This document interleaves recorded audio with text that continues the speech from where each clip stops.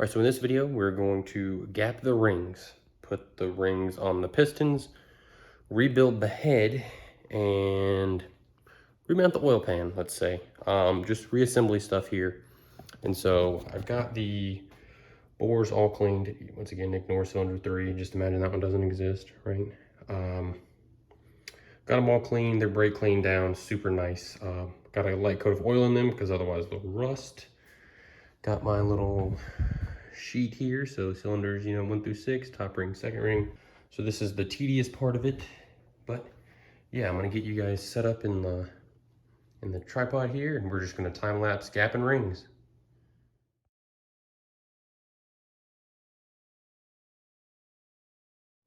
And the results are in. So before we look at the numbers, right, top is supposed to be 9 to 24 thou to the first compression ring, and then the second compression ring is supposed to be between 19 and 38. So cylinder 1 is just outside on the top, just inside on the second. And this trend is going to continue all the way down. I don't understand why the first ring on cylinder 2 is 25 thou. I measured it 3 times, it's 25. Because 26 doesn't fit. And then for 27, I don't actually have a 27. It goes 26 to 28. 26 fit, 28 didn't. 28, 26 was pretty snug, so I just guesstimated. And then for these, for the second one, I only have a 35. So if 35 was tight and sticky, I wrote 35. If it was sticky but a little bit loose, I wrote 36. And if it wouldn't fit, I wrote 34 because it goes 32 to 35. So second ring, we're good all the way across the board. Top ring, we're outside spec all the way across the board. But with 298,000 miles, 300,000 miles essentially, I didn't expect them to be in spec. If I really wanted to, that second set of rings that are 20 thou over, I could hand grind them. I have a grinder right here. Right? I could hand grind every single ring. But I just don't care. It's fine. This isn't a race Jeep. I'm not gonna put it on nitrous. I'm not gonna boost it. I'm not pulling a fucking 20-foot horse trailer with it. It's just to get it running better than it was. And anything, including out of spec rings, is a million times better than it was. So that's what we're gonna run with. And I'm not gonna torture you guys with more time lapse. We're just gonna go ahead and get the rings put on the pistons. You can see this one doesn't move. I don't know why. That's weird. Super stiff. These other ones are not. But the whole array is done. Looking good. And now we need to clean the journals on the crank. Uh-oh. What's wrong with 3? Just kidding. I'm just going to show you the process I've been doing for all the other ones. I did 2 pistons at a time, so 1, 6, 2, 5, and now I'm doing 4, 3, just so I don't have to continuously sit there and rotate the crank. Got a system down pat already, and that ratcheting piston ring compressor that everyone said is shit garbage, really not that bad. So I'm going to show you my little process over here, indexing rings using the clamp, and then we can throw it in the last hole and we're good to go. So for indexing, like I said, I like the, at least for these, this is how I'm going to do it. I want the wavy oil ring. I don't really know what the technical term is, but it's facing forward. And then the oil scrapers, one of them is over here, one of them is over here. Those are already indexed. So then for the second piston ring, I have them all off to the right. For the top piston ring, I have them all to the left. So something like that. And we can verify the dots are facing up. I've already done all the other ones that way. So we're ready to go. Now you take your little clamp. This is the sketchiest part about it, is unloading it. There we go. So the only thing that I found, because I did mess up one of these, not mess it up, but I had to go back and redo it. When I was pushing it down, it didn't fully go down. Is you don't want this thing super high up on the piston. Right, when I messed up the one, I had it like here. You want it pretty far down on the skirt, so just get to cranking.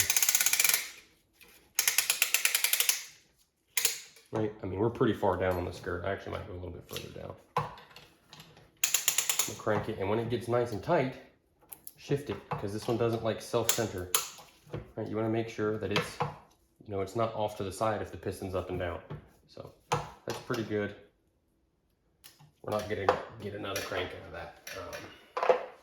Assembly lube, whatever you want to use. In the Miata engine, I just used straight oil. I just took a little brush, brushed some oil on the bearings. For this one, since I'm kind of doing it in the engine, or with the engine still in, using this super tacky stuff. I've had it for a while, but serves the purpose. So nice and lubed up. Now I'm gonna spin you around and we're gonna drop this puppy in the hole. Gently drop it down in the hole. And the skirt will essentially self-center it, but you just want to push down on your ring compressor, right? Give the piston a couple pushes so you know it's nice and centered.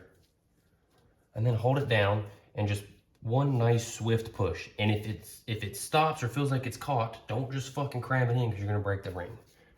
Right? Firm pressure downward and just one quick. That's it. Easy peasy. So take your cap. And this is when it's really nice to already have it marked, because I don't have to really look where it goes. I know that the arrow just faces the front of the engine, so hold it up in place. Right, grab one of your nuts. Put her on, and I haven't torqued any of these to spec. I just kind of snugged them down, and I was gonna come back and torque them all after the fact, just because that's obviously easier than torquing one at a time. So just finger tight. All right, boys, we're almost done. I was out here till 3 a.m. last night. Got the head all done. You can see all new valve stem seals, all 12 new valves. I'll put a picture up right here. It's looking good. I've got one motor mount replaced. Still have to do the passenger side. Doing this is hella sketchy, by the way. Oil pan is on, bolted down. And yesterday I picked up a, where is it? A brand new harmonic balancer. Just because I put the sleeve on this one and I'm not happy with this little lip here. I don't know what's up with that. And on the other side, like you can see the rubber is cracking all the way around. So this was a whopping like $52. So we got a brand new one of these. And we're putting that bad boy on. All right, we're about ready to throw the head on. I just don't really like leaving this open. So you can see we got the head gasket on, facing the correct direction. It's on the two little dimples. Head is cleaned up, ready to go. You can see all the valves.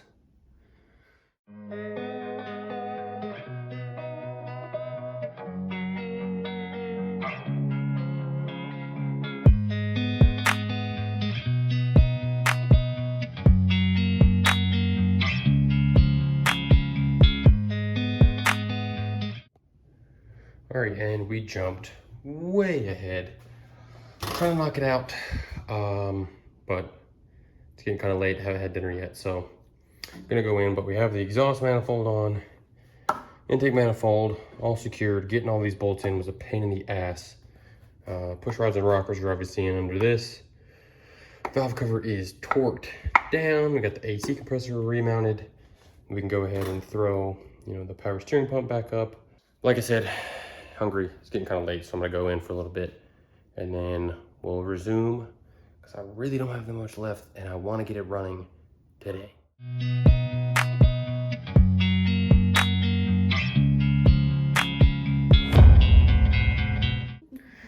All right, so we're all back together. Don't have the intake on because we don't really need it. Full of coolant, 6 quarts of oil, got the jump pack on it.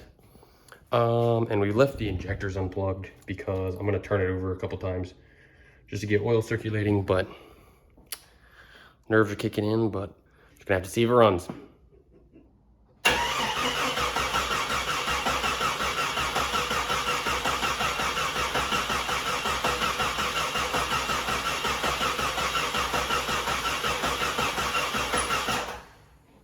we're just gonna plug the injectors in.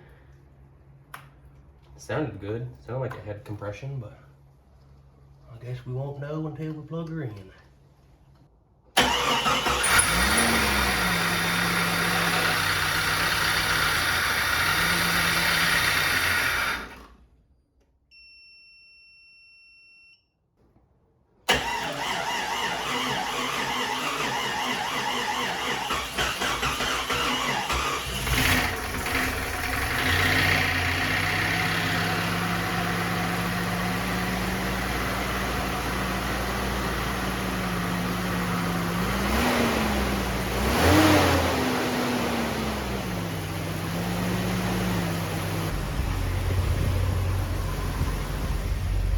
It's making plenty of oil pressure.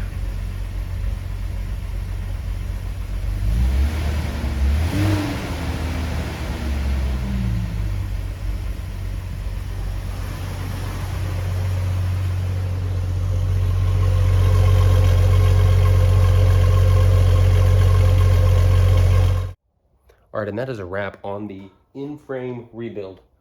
Seems to run great, you know, still don't have the front end on.